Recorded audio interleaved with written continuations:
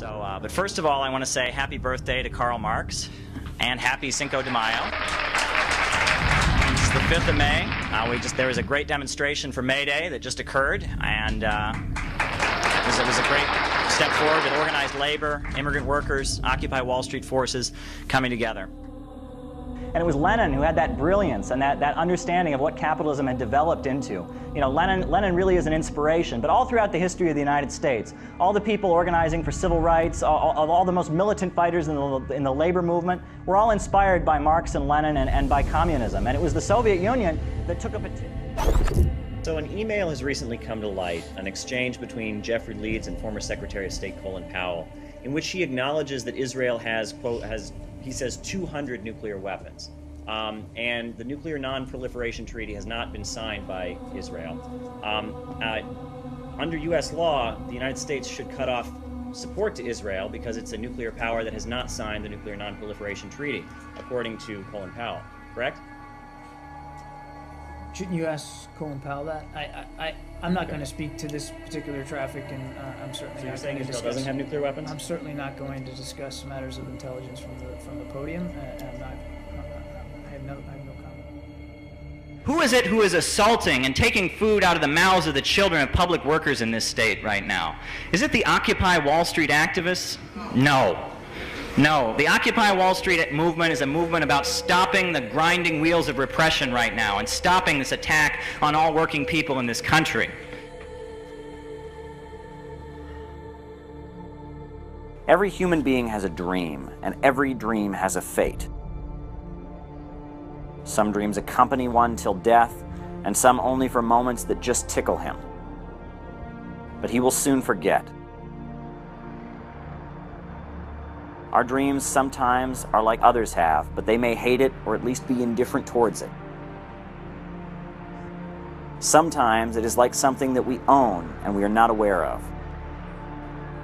And sometimes it does not exist, and we have just thought that others have.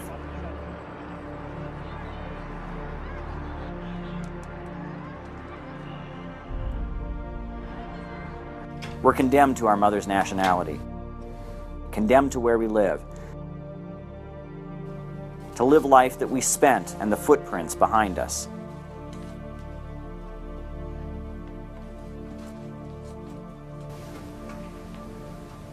But I know one thing.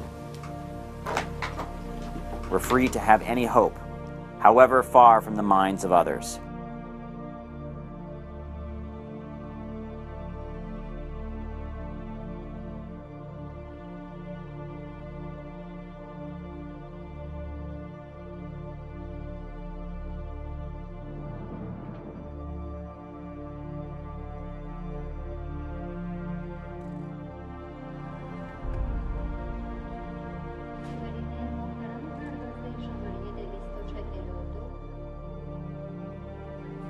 The people I saw during this time had dreams of things that I already have. On the contrary, I wish I had the things that they have. But in fact, they didn't have.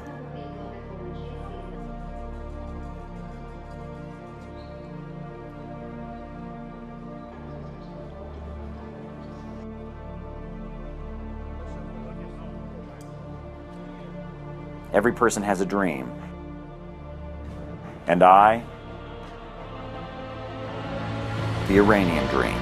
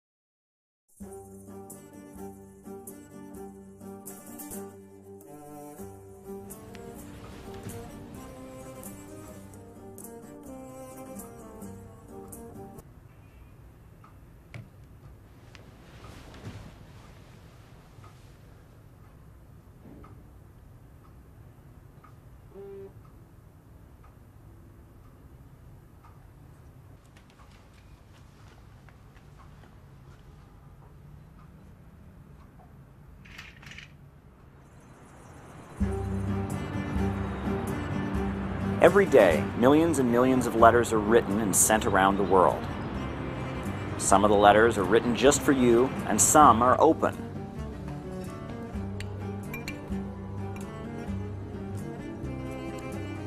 Open or public letters are usually forgotten, because after a while you say to yourself, I am one of the thousands of people who will read it. What's written in it for me?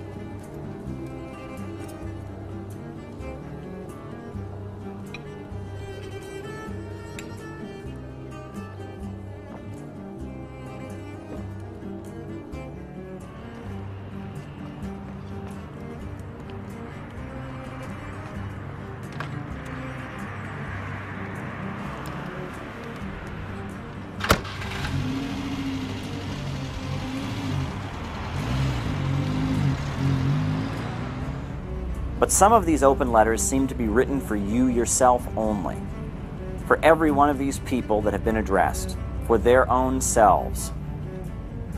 These letters are not human, and we will never learn. A letter for you.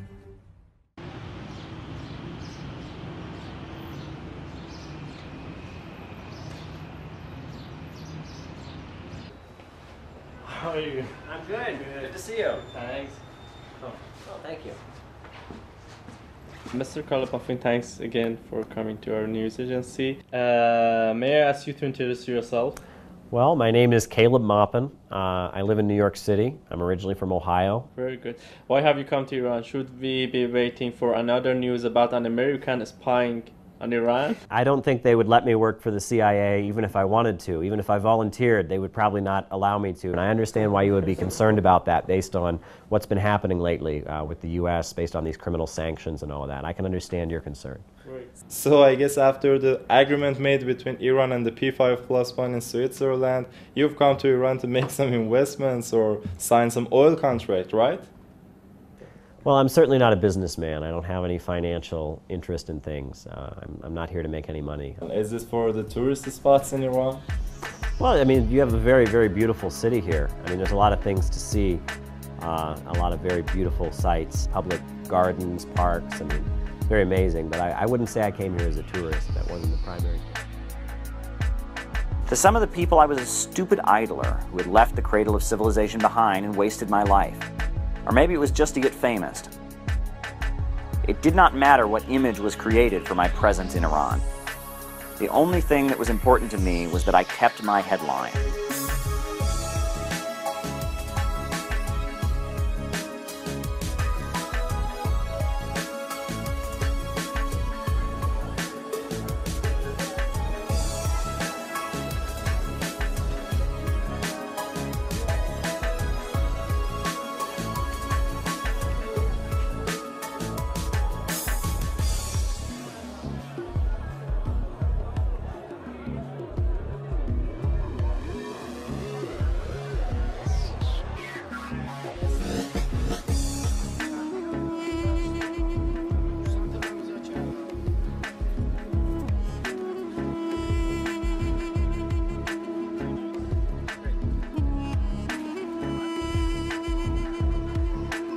Somewhat difficult for me to understand that you know, everything is a matter of negotiation, and you know, I'm not used to that. I'm not used to that.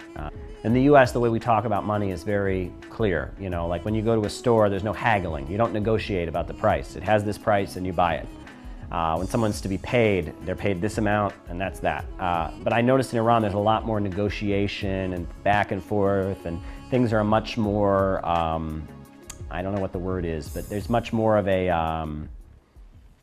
bargaining process, I guess you could say, when it comes to especially things related to money, whether you're buying something, whether you're doing something.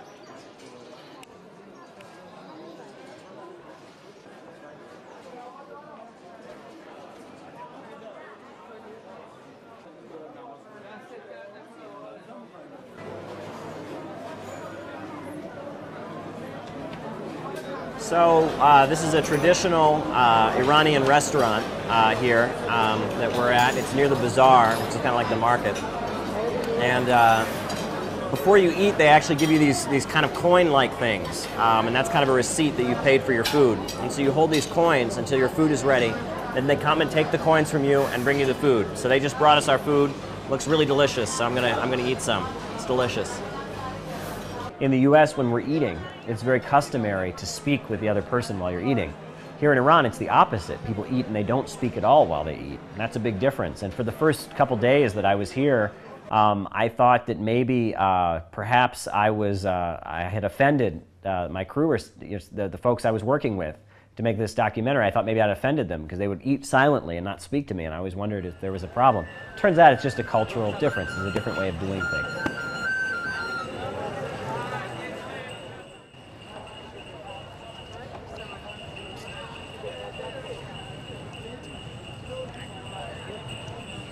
Hello. How are you? So do you mind if I interview you, ask you a few questions? It was interesting to see how passionate people were about politics and how willing they were to talk to me about it, because people were more than happy to give me their view. Everyone in Iran has an opinion. From the littlest child to the oldest man, they all have an opinion about politics. So one day we were in the bazaar. There were a couple Iranians who were giving me their opinion about politics, and I think they assumed that because I was from the United States that I had a pro-US government perspective. I think they assumed that I was like supporting Obama, supporting the government of the US. And so when they were telling me about politics, they became very angry and very fired up at me, and they were kind of yelling at me as if they were yelling at the government. ما 25 تا 30% کشتی غنیسازی می‌کردیم. ما این 25-30% الان کردیم به 3% تا 5%. آیا شما این امتیاز رو دادید؟ چیزی دیدی از آمریکا؟ من یه سوالی دارم. من نگفتم هستین چیزه. من دارم میگم امتیاز دادی. چی گرفتی از آمریکا؟ هیچی ندیدی. نگرفتیم. آقا شما بگو، من آقا مثال میگم، من میام خونه شما یه شام میخورم. درست امتیاز شام مهمون من کردی. شما در قبالتون یک سال چی میدید؟ اون درآمدی که ملت شما داره، ملت آمریکا داره، از خون و خونریزیه. اون درآمدی که ملت شما داره، دقت کن، کتاب بخون، تاریخو بخون، مطالعه کن. آمریکا هیچ چیزی نداره. تمامش با اختلاف انداختن. And because of the translation issue, they couldn't really understand that I'm someone who opposes those policies. So I remember that was kind of an uncomfortable situation. I was told by one of my friends when I came here that they told me to be very careful how I acted, because they said if I broke any of the Islamic laws here in Iran that I would be stoned to death. We hear that in Iran it's illegal to wear blue jeans, that if you wear jeans in Iran you're arrested and put in jail.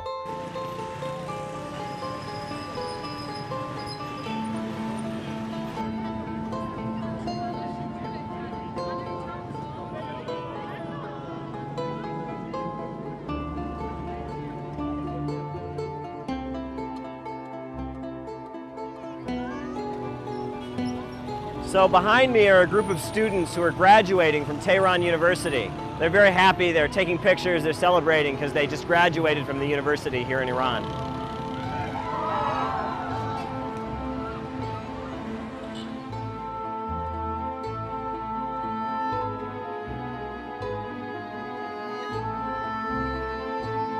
My mother was concerned that I would be captured by ISIS when I was in Iran. She said, you know, ISIS, you know, they're all over Iran, aren't they? Isn't ISIS there? You could be captured by ISIS.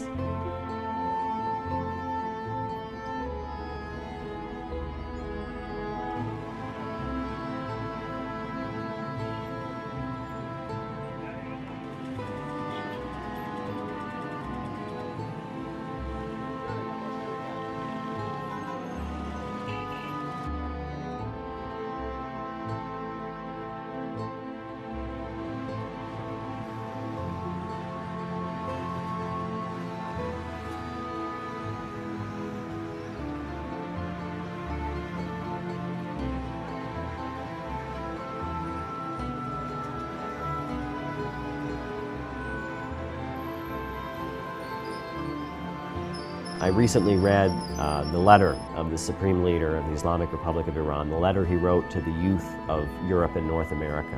It was very poetically worded, and it made me think many things, and it made me want to learn more about the Islamic Republic of Iran and learn more about your country, your revolution, your beliefs, and what the truth really is, because the letter pointed out that we really shouldn't trust U.S. media. So it was important to me to come to the Islamic Republic of Iran and try to find out more about your country. Well, all across the internet, there are در millions of اینترنت میلیون ها جوان هستن که این نامه رو در آمریکا مطالعه کردن چون میخوان حقیقت رو بدونند. بی نهایت هم که گفتم جوانان این کشور نسبت به سیاستمداران آمریکا کاملا تردید دارند چون این کشور سعی میکنه که وجهه بدی از اسلام نشون بده و اسلام هراسی رو ترویج بکنه. In the United States, it is very hard to get information about the supreme leader. I read his letter to the youth of North America. And it really touched and moved me. But I know very little about him.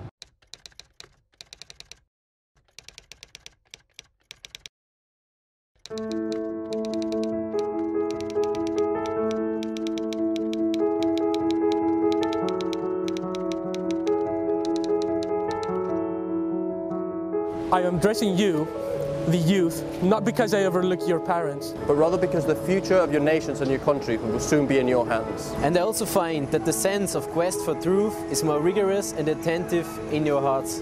I would like to talk to you about Islam, particularly the image that is presented to you as Islam. Receive knowledge of Islam from its primary and original sources. Gain information about Islam through the Quran and the life of its prophet. I would like to ask you whether you have directly read the Quran of the Muslims. Have you studied the teachings of the Prophet of Islam and his humane ethical doctrines? Have you ever asked yourself how and on the basis of which values has Islam established the greatest scientific and intellectual civilization of the world and raised the most distinguished scientists and intellectuals throughout several centuries? I would like you not to allow the derogatory and offensive image buildings to create an emotional gulf between you and the reality, taking away the possibility of an impartial judgment from you. Today, the communication media have removed the geographical borders. Hence, don't allow them to besiege you with fabricated and mental borders.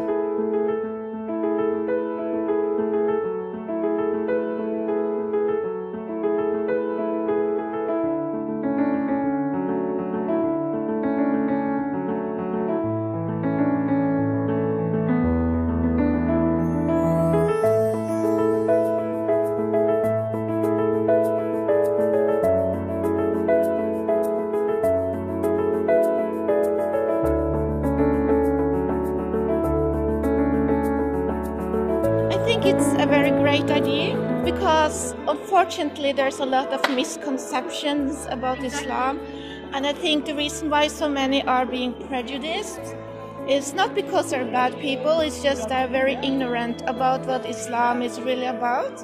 So I think what the work you do here is very great. If I want to learn about Islam, I think the best way is to go to read literature that is from Islam.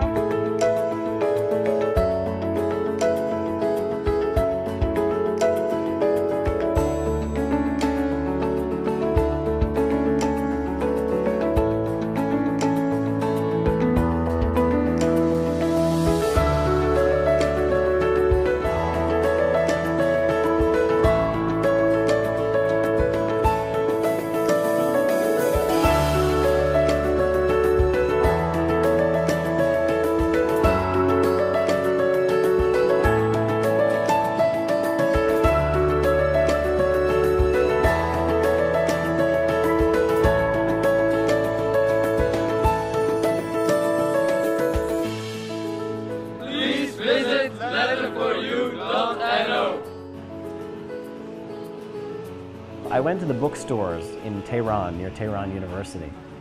And one thing I was really happy to see was there was such a variety of different books with different perspectives, you know.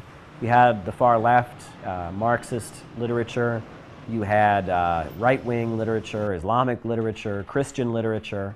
There was a wide variety of religious and political views that you could find very easily at these bookstores. These were public bookstores. Any Iranian could walk into these bookstores and purchase any book that they had there in stock.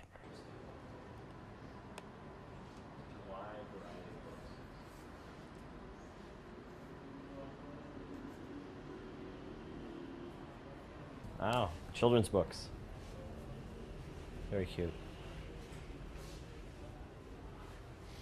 Oh, classics from the US. So I saw they had a lot of Iranian literature, but they also have some literature from the U.S. This is Uncle Tom's Cabin, a novel about the struggle to abolish slavery. It was very famous, played a very important role in U.S. history. Now, it's interesting, they tell us in the U.S., I've heard so many times in the U.S. that in Iran, reading the writings of Karl Marx is illegal. But when I walked into the store, I see them, not only are they not illegal, but they're very, very accessible. Here they've got, you know, Marx. We have some books about Marx. Second book, third book, and fourth book. Wow. This is a series about Marx, Capital of Marx. Oh, Capital, yeah, yes, yeah. yes. I've read that in it's English. About Capital, yes. Hitler, Hitler, yeah. And the America history, the America history. Oh, really? Now, what book is this? This American history? Yes, what is Howard Zinn. Oh, Howard Zinn, the Yes, People's History of the United States. Yes, yeah, yes. I've read that book in the U.S. It's a very popular book. The People's History of the United States. Oh, I got to remember this. Is how you guys do the books. It's so different than we do. But yeah, you know why people in the U.S. like that book so much? It's because it's so opposite of what we're told in the schools and the universities. They don't teach us that. You know, what we learn in the schools and the universities, that's not what's in this book. This book is kind of the untold story of the U.S. You know, it's very well loved. Now, one thing you might be able to help me with, I don't know, I mean, I think you have mainly books that are in Farsi, Persian here. But before I leave, I really would like to get a copy of the writings of Imam Khomeini in English, you know. I'm trying to come to understand Iranian society and the revolution and it's very, Let me the educational system is, some of shelf. Yeah. I don't know. About Imam Khomeini. Yeah. This is about... Oh, and that's in English. The Islamic Revolution of Iran. And it's by Imam Khomeini? No. Oh, okay. I don't have any books. Okay. Translated in English by Imam Khomeini. The role of Muslim women in development of societies. Very interesting. I think that I want to buy this book. Okay. So how many, can I buy it in dollars? No. I'm real. Only in real, okay. Yes. All right, well, I think I'll buy this. I want to learn about the Islamic Revolution of Iran. Okay. 53,000 months. Okay, so I don't know what that exactly is. So I have, this is the Iranian money I have. Okay. Can you tell me if it's enough? Can you? This for you. Okay.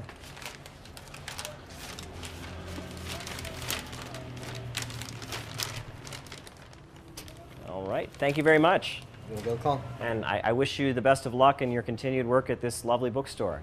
Thank you, Great, sir. and thank you for the book. Thank you. Thank you, sir. Thank you. Goodbye. And goodbye to you, and thanks. Goodbye. Have a nice time in Iran. I will, thanks. There are a lot of Iranian young people who are very, very interested in ideas, philosophy, and you know, this is something we're not told in the U.S. In the U.S., they tell us, for example, that music is illegal in Iran. Well, it's not illegal to listen to music in Iran. There's music everywhere.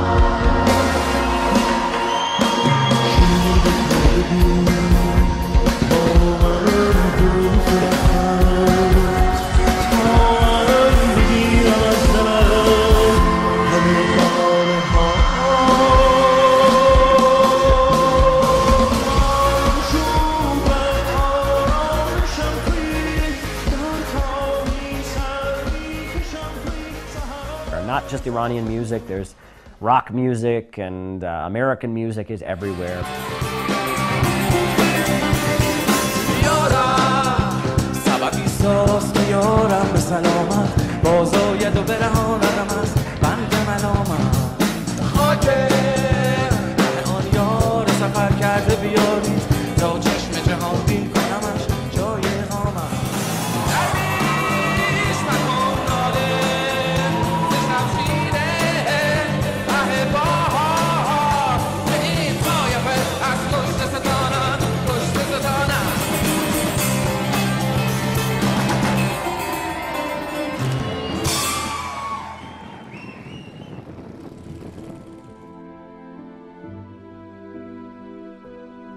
Iran's largest religious festival coincided with the days of my presence in Iran.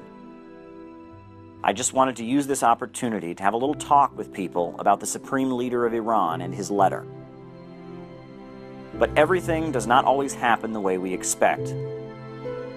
That night happened to me, and it was not what I expected at all.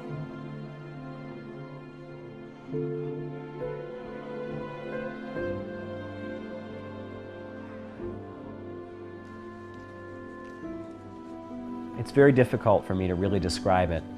I don't think you can really understand what went on in that room until you're there. You have to be there to understand it. I was not expecting what I saw in that room, and I don't think I could ever really explain it to anyone.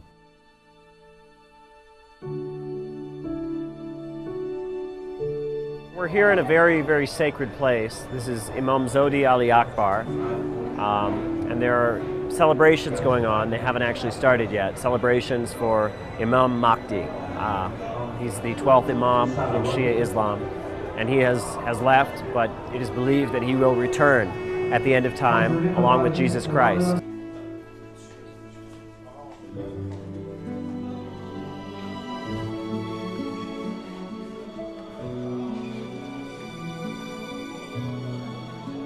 You know, that was a real privilege. I think there are probably millions of Iranians who would love to have sat in that couch with me and been able to speak to him, you know, because he's such a widely loved figure. But I was able to do that not as an Iranian, not even as a Muslim, but as someone from the U.S. And that was a real privilege to be able to talk to him.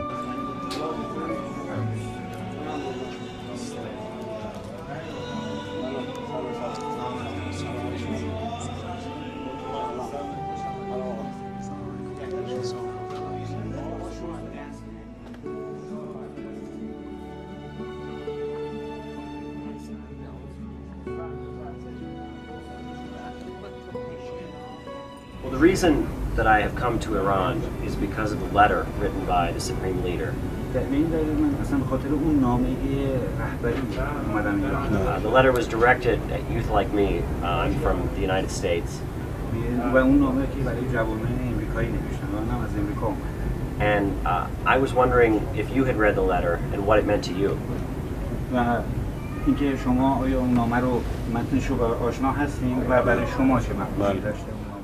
در زمان صدر اسلام دعوت به اسلام از جانب پیغمبر یک کلمه بود: قولوا لا اله الا الله تفلحوا. بگین خدا یکیه، جز خدا خدایی نیست، رستگار بشین. و سوال میشد چرا باید بگیم خدا یکیه، غیر از اون خدا خدایی نیست؟ قرآن رو میذاشتن جلوش.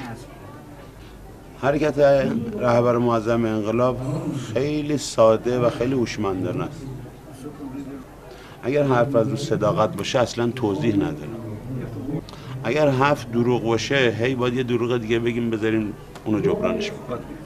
این مقدمه رو عرض کردم که بگم من در مورد نامه رهبر معظم انقلاب هیچ چیزی نمیگم. فقط میگم حرف ایشونو گوش کنیم، برین یک بار قرآن همینطوری بخونیم. جوانای اروپا و امریکای شمالی بالاخره آدمایی هستن که تحصیل کردن. کاری نداره به عنوان وقت گذرونی بخونه. ضرر نمیکنه. فکر کنی یه فیلم داری نگاه میکنی. از معجزه قرآن اینه که حتما جذب خواهید شد. من خواهش میکنم یه بار برام بخونه. ضرر نمیکنه. خیلی خوش آمدید. Very insightful words, and I thank you. You're welcome. Khamei, you know, he's known as kind of a very skilled singer. He does this kind of spiritual singing that they do here in Iran. It was a brief interaction I had with him, but it was a very, very good interaction. And I felt very welcomed. You know, as somebody from the United States, as someone who's not a Muslim, to be taken into this holy place, you know, this shrine, to be taken there, and taken all the way upstairs into the back room, you know, where only the performers are, to be sat on a couch, given tea and chocolate candies, sitting there and to speak with this man who was such a prominent figure, such a well-known spiritual musician. to be able to just sit there and just have a chat with him. He then invited me, even though I'm a Christian and not a Muslim, to join the ceremony. But just asking if you can take part in the celebration that we have, and of course. مراسم امام زمانه. The celebration is just for the sake of remembering. امام زمان منجی بشره. نجات دهنده مسلمان فقط نیست. He's not just for Muslim. تشریف بیارین خوشحال میشین.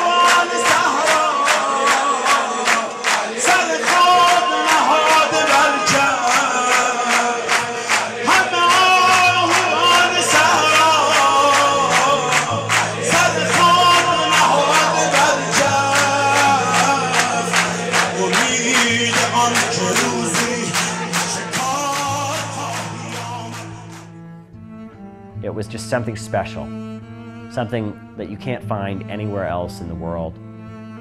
And if I try to explain it, if I try to, scientifically analyze it, that might take away from its power in a way. I would just urge people, I guess, to just, they'd have to experience it for themselves to really understand it.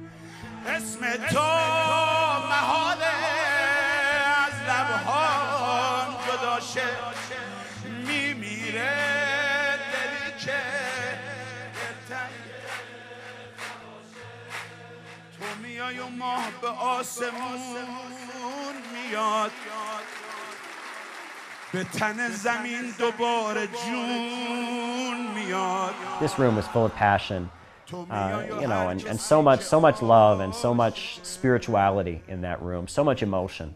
It was like nothing I've ever seen before anywhere. Even though I had a translator, and so I couldn't hear word for word what he was saying, I could emotionally understand what he was saying. They weren't looking at each other. They weren't looking at each other. It was like it was a spiritual experience. Being in that room was a spiritual experience. I know after I heard one song, my guide said to me, he said, "Do you want to go?" I said, "No, I want to stay. I want to see this." I mean, it was like nothing I'd ever felt. There was an energy in that room of all these men, here in Iran, full of energy, having a relationship with God through music.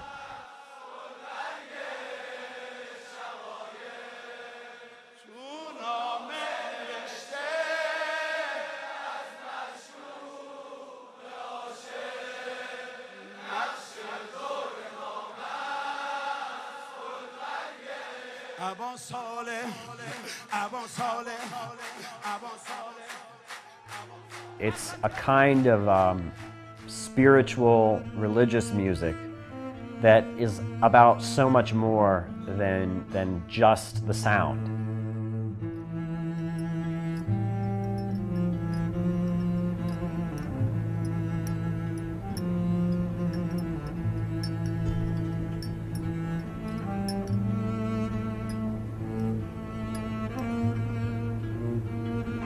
To have that much love, that much emotion, I could definitely see myself doing that. And there are other times in my life where I felt this way, full of passion, and it's very deep.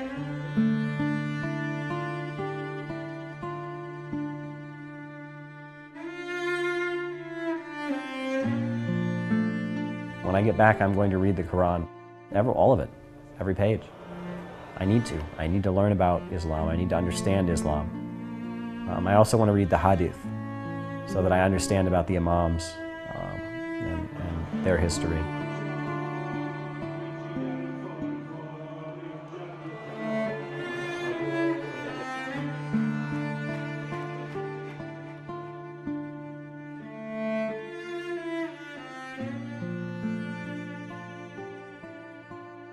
Here we are in a very sacred place where so many people who gave their lives in support of the Islamic Revolution are buried.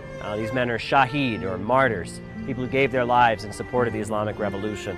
You can look at all of these faces here, and most of these men are people who signed up. They were people who signed up in the military to defend Iran's revolution during the Iraq-Iran War, fought and died to protect the revolution that Imam Khomeini led.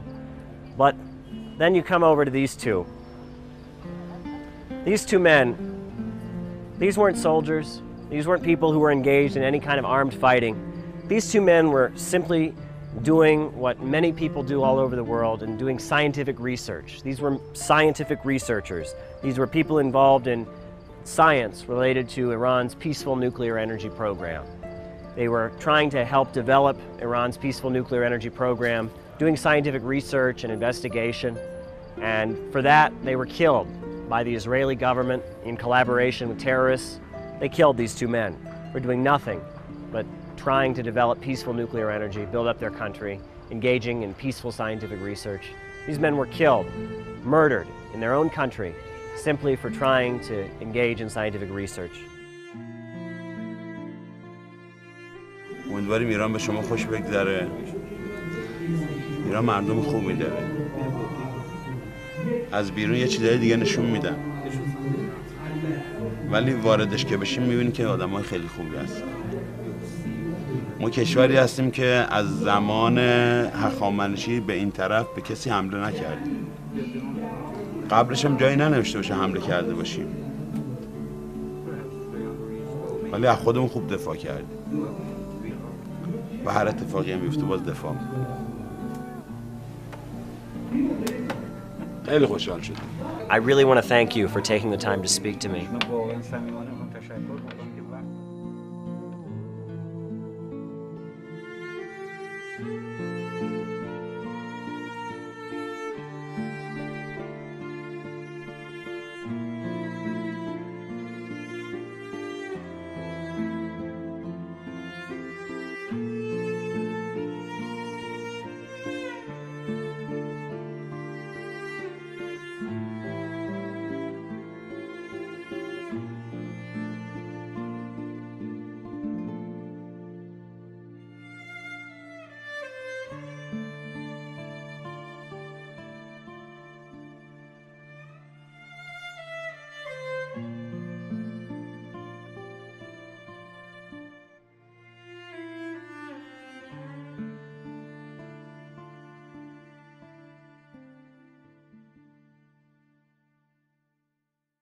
No, wait. I'm so emotionally involved that I forgot to define the principle.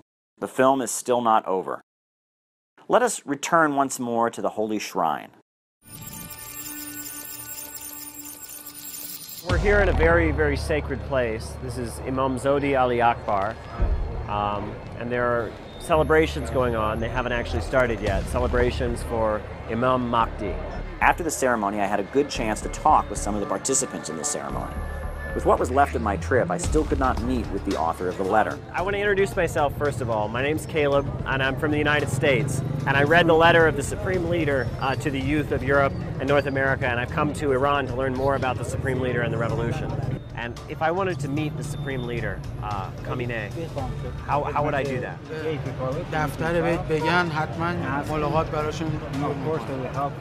I really would like to meet the Supreme Leader. He seems like such an important figure in the history of Iran. What would I do if I wanted to meet the Supreme Leader?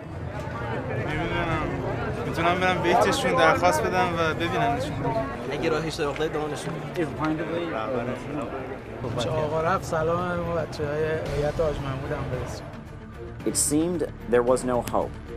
But one of them suggested that I forget a private meeting with Iran's Supreme Leader, but meet him rather in a public ceremony. He suggested that the nearest one was the public ceremony on the anniversary of Imam Khomeini. I decided to take part in that ceremony. I set up a detailed email to the office of the Supreme Leader.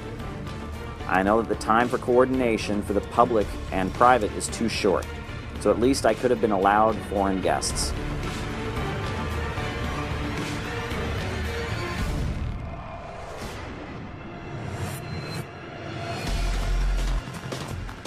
There are still 3 days left until the meeting, and it was a good opportunity for me to complete my trip to Iran.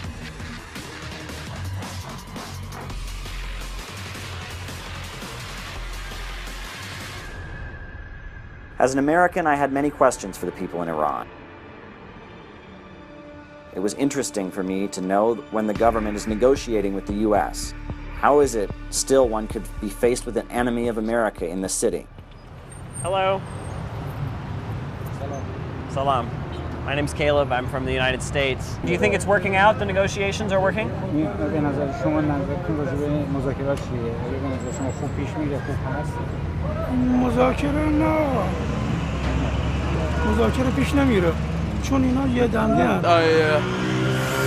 Sure, the sanction will remove for after I think 3 months or something like that. Excellent.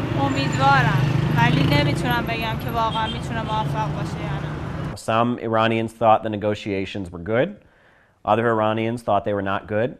Some Iranians thought that Rouhani was doing a good job. Other Iranians thought that Ahmadinejad was better. There was difference of opinion, I noticed. مذاکرات هسته‌ای از نظر من هیچ وقت به نتیجه نمیرسه چون اونی که اونور نشسته دنبال بهانه است. آمریکا واقعا داره به ایران زور میگه، یعنی حرفاش اصلا بی منطقه. یعنی الان میاد میگه آقا ما کنار میاییم با هسته ایران قبول میکنیم، بعد 2 روز دیگه میرن تو کنگره خودشون میزنن زیر حرفاشون، یعنی هیچ گونه روشون نمیشه حساب باز کنه. If you were to stand on a corner in the United States, and I've done this actually, I'm a reporter, so I have to go out and get what they call vox pops sometimes, where you have to ask people their opinion. A lot of people have no idea, don't care about politics, don't care about world events, have no idea what's going on. But the Iranians, so many people had an answer. Everyone anxious to give me their opinion. Well, let me tell you what I think. Well, let me tell you what I think. I'll tell you what I think. And there was a difference of opinion. هر وقت که طرفدارای غرب تو ایران به تزلزل میافتن شماها پیداتون میشه میخواین اینا رو بلند کنید رو هوا. As someone from the United States, it can be hard for people from the United States to deal with that. They hear slogans like "Death to America," "Down with USA," and they may think that they are personally being attacked. But I'm very educated about what my government does around the world. And I know they're not chanting against me, they're not chanting against my family or the people who live in my community. They're chanting against the government of the United States and what it does around the world, which is mass murder.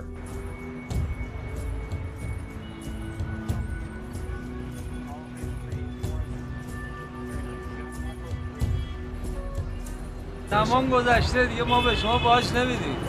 بعد حرفای ما رو گوش کنید شما. قبول نکنید از خلیج و فارس هم بیرونتون میکنید.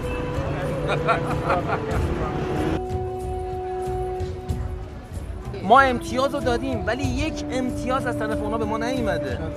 ما 20% انرژی رو داشتیم غنی سازی میکردیم ولی الان داریم 3% میکنیم به خاطر اینکه ما دادیم امتیازامونو، ولی از طرف امریکا ما امتیازی دیدیم؟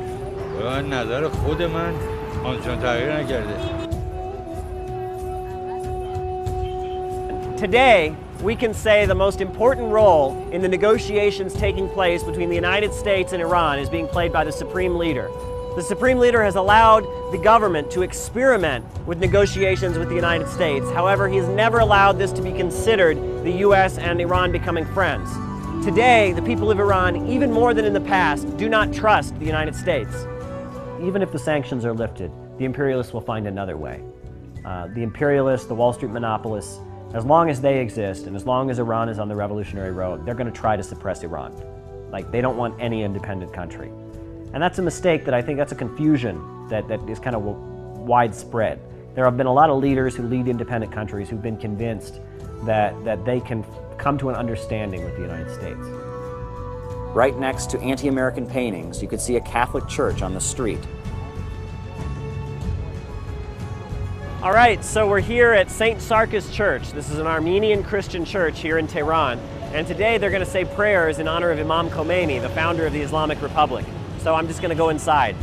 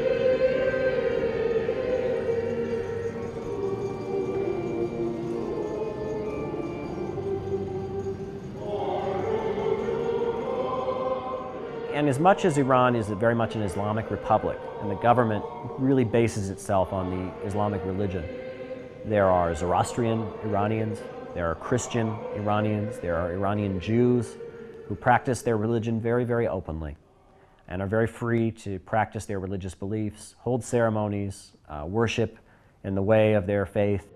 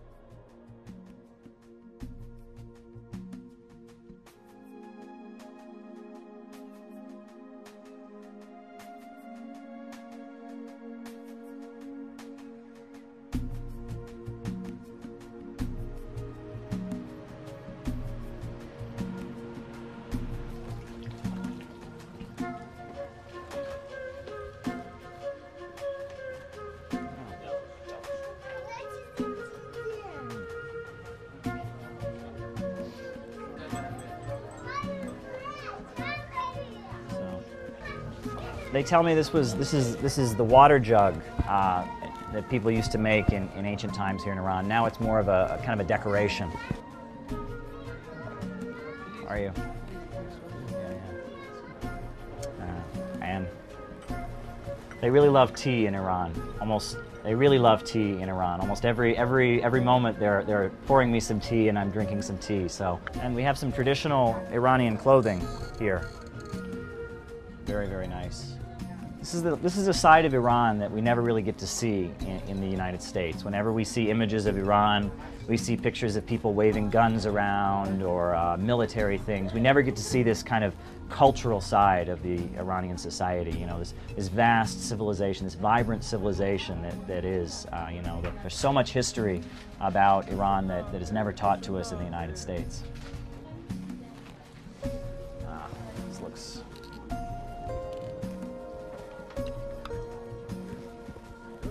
I'm looking for some traditional Iranian clothes to wear while I'm here working on this film project. So could you help me with that? من برای شما اینو ترجیح میدم. همین که کار خیلی خنکیه.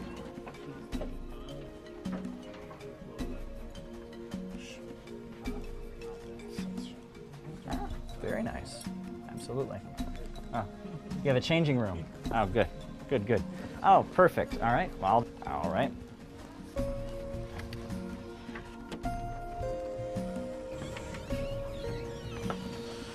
Very nice, very nice. I like it. So I should try this one now. I'm going to try this one on.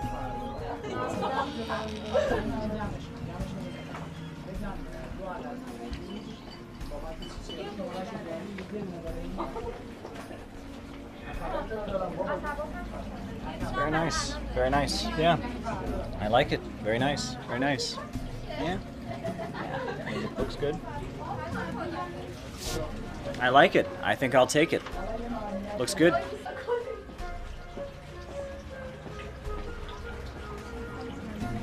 This and this. Thank you very much. Tashakkur.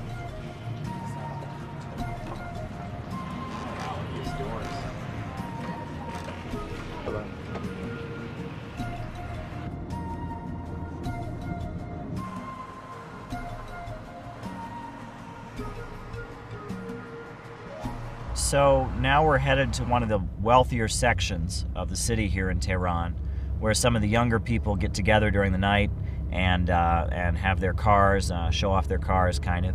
And we're going to talk to some of the people here in this wealthier section of the city about what they think about the gap between the rich and poor here in Tehran. Well, when I was in the north of Tehran, I saw a lot of very wealthy Iranians driving BMWs and Mercedes and eating hamburgers. And I talked with some of them. I was able to have some conversations.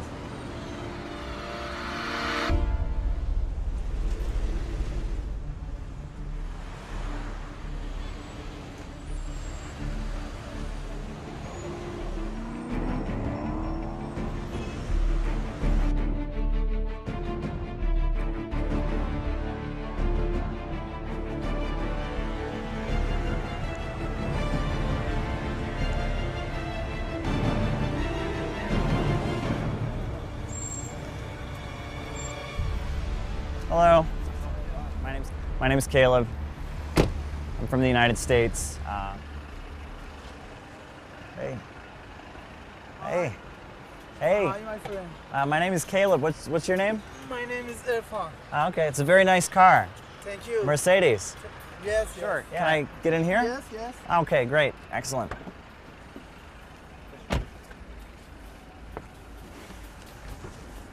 Thank you. Oh, it's so very nice. Very nice seats. Oh, wow. Look at this leather. Yeah.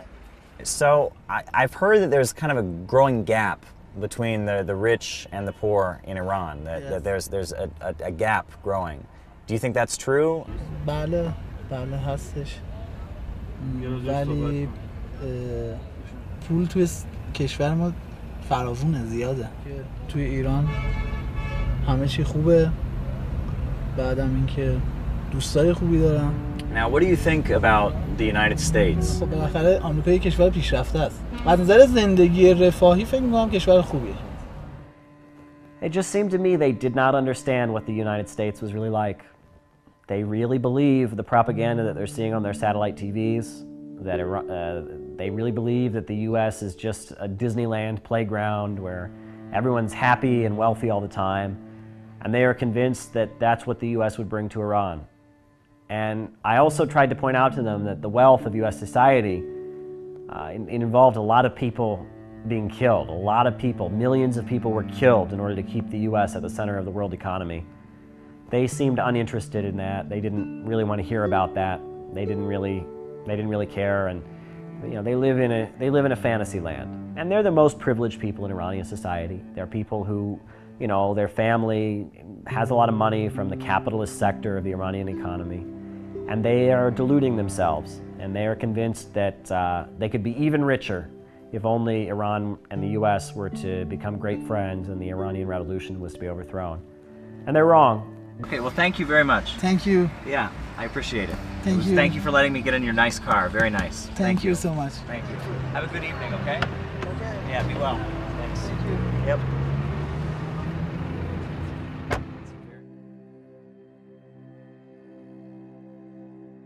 I don't think they really heard me. I think the satellite television and their frustrations and maybe what they've seen in the, you know, maybe they have a friend who's been to the U.S. or whatnot, and this has an impact. They don't know how it really is. They don't really understand, but, you know, that's the way they are. I wish I could make them understand it, but I don't think I will. The appointed day came, and I could only get permission in the place of the foreign guests. I had hoped at least my location close to Iran's supreme leader.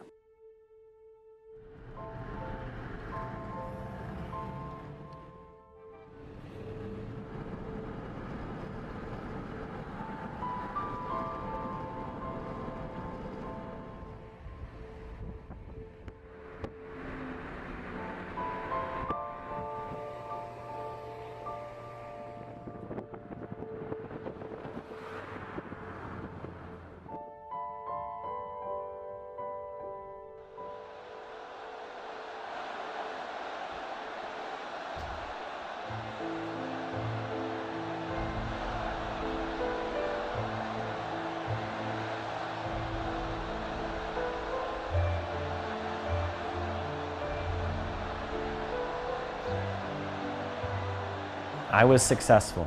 I saw the Supreme Leader. I was able to be just 200 feet away from him. I was able to look up at him right there on the balcony and see his face, see the face of the Iranian Revolution, and be in his presence.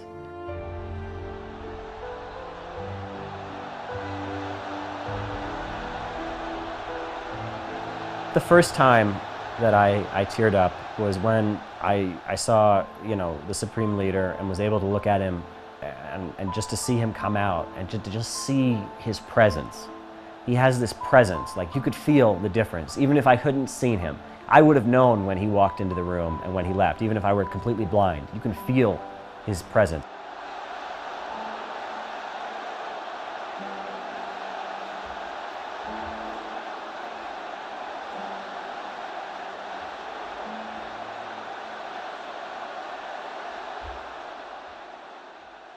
But the second was to look out on the crowd of people and see, how they responded to him and see how fired up. And I saw that that's who the Iranian Revolution was for.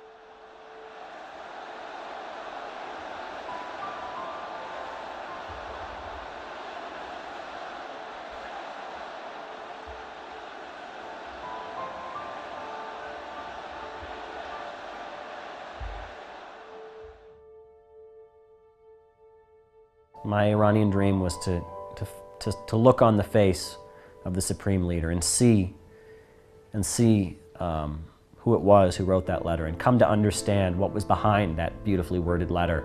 Find out what was behind it. Find out what the society that has a leader like that is like. I felt like I was not just looking at the face of one man, I was looking at the face of the Iranian Revolution. I saw with my eyes the Iranian Revolution. I looked at it with my own eyes. I saw it with my eyes. I saw what this country is about and what it's fighting for. I saw it, all the passion of the people who unfurled those flags and screamed for Palestine, screamed death to America. This is what Iran has. This is the mission that Iran is on, struggling for independence. And the only thing I can hope for is that someday in the US we can have a revolution like Iran had. That someday, the Americans who are losing their jobs and are in a desperate economic situation because of the same class of bankers, that they can rise up. They can do what the Iranians did and rise up and fight back. That would be so glorious if that could happen. That's a song from a different United States. When people fought in the Civil War, they were fighting against slavery. They were fighting against injustice. It was a different time. Nowadays, US soldiers are attacking countries, murdering people. That was a different time. That was a different period when fighting as a soldier for the United States, waving the flag of the United States was a way to fight for justice. It was a way to oppose oppression. It was a way to stand with the oppressed. Very different time. I like the songs from the Civil War, from that period, because they speak about a different United States, a United States that wasn't run by bankers and businessmen, but a United States where people still believed in justice and freedom. Yes, we'll rally round the flag, boys, rally once again, shouting the battle cry of freedom. Yes, we'll rally round the hillside, we'll rally from the plains, shouting the battle cry of freedom. There's that. And then there's like a calmer one, they talk about we shall overcome, We shall overcome. We shall overcome. We shall overcome someday.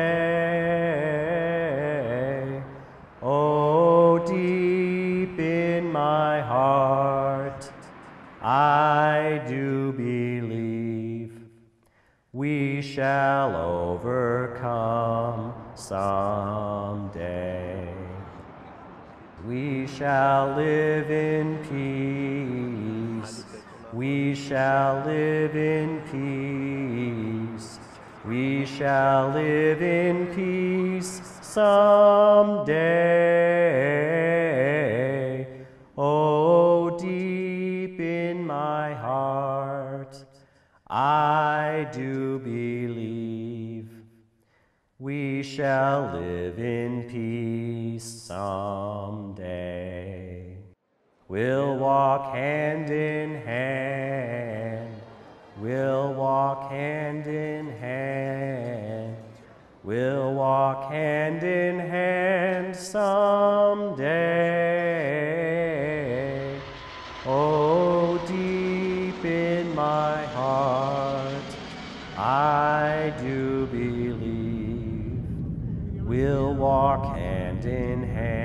someday. We shall